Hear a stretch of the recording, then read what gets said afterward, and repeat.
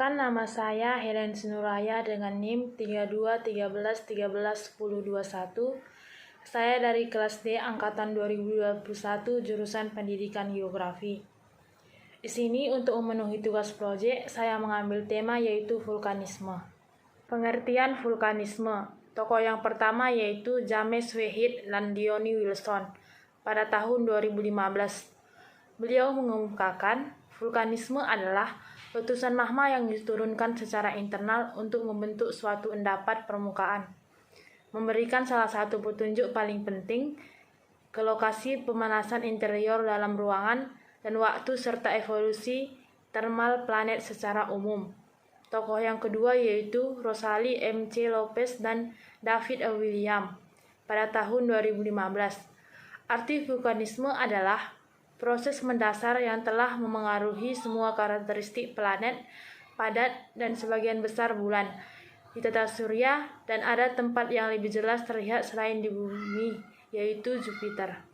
Pravulkanisme yang pertama yaitu sering terjadi gempa, yang kedua banyak sumber air yang mengering, yang ketiga peningkatan temperatur di sekitar kawah, yang keempat terdengar gemuruhan dari dalam gunung, yang kelima yaitu hewan-hewan dari puncak gunung turun ke lereng gunung.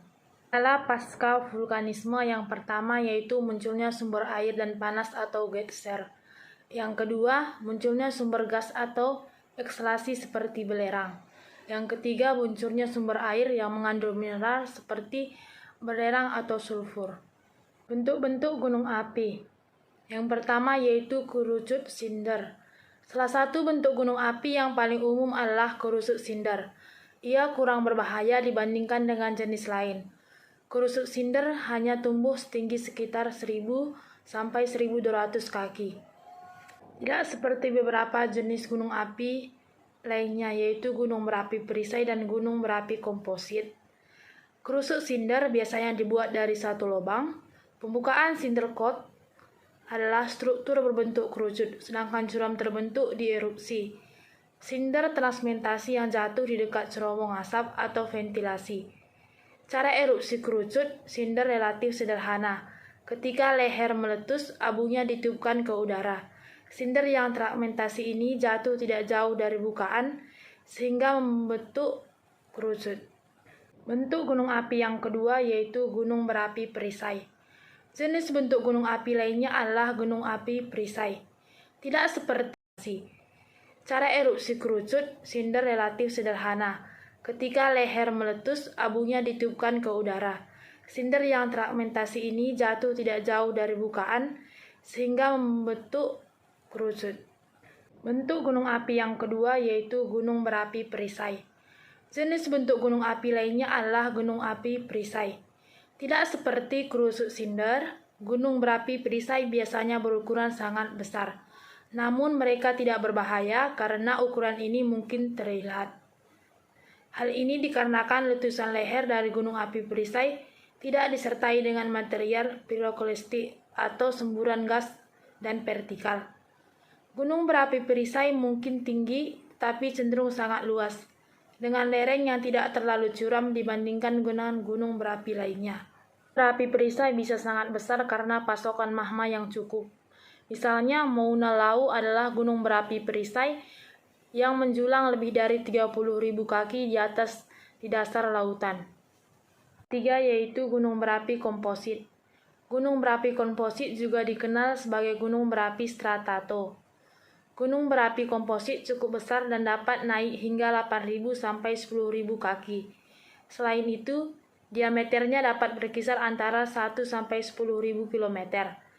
Letusan mereka berbahaya dan eksplosif di alam, dengan banyak lapisan lava dan banyak piroklastik. Urus batu dan gas yang dapat mencapai 982 Celcius dan 450 mph. Membunuh organisme hidup di jalurnya dengan segera. Warga Popeye terbunuh oleh aliran piroklastik gunung berapi komposit. Struktur umum gunung api adalah tinggi dan simetris dengan sisi-sisi yang curam. Umumnya gunung berapi komposit mengeluarkan gas panas, abu, lava, dan batu apung, serta lava yang kaku dan bergerak lambat.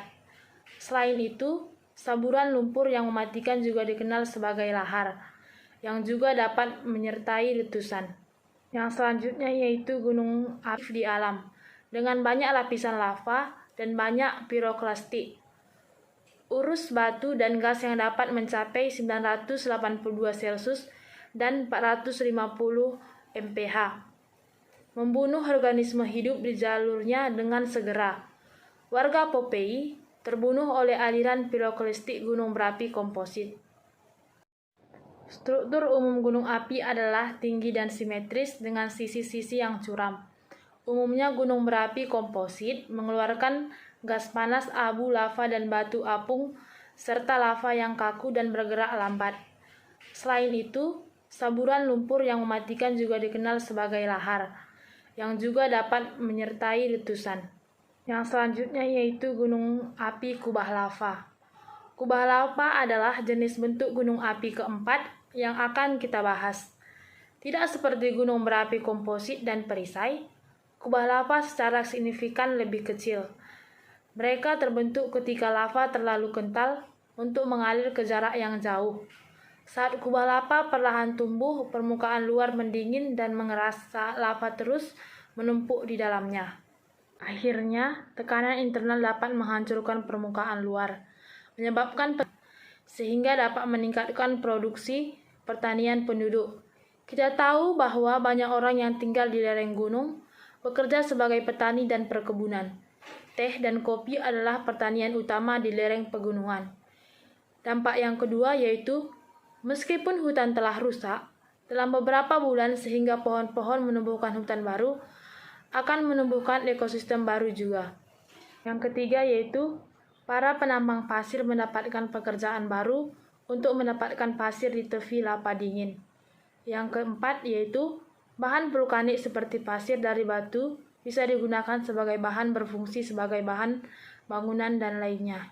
Manfaat yang selanjutnya yaitu, area vulkanik yang memungkinkan sejumlah besar presipitasi orografis, ini karena gunung adanya zona tangkapan hujan yang baik.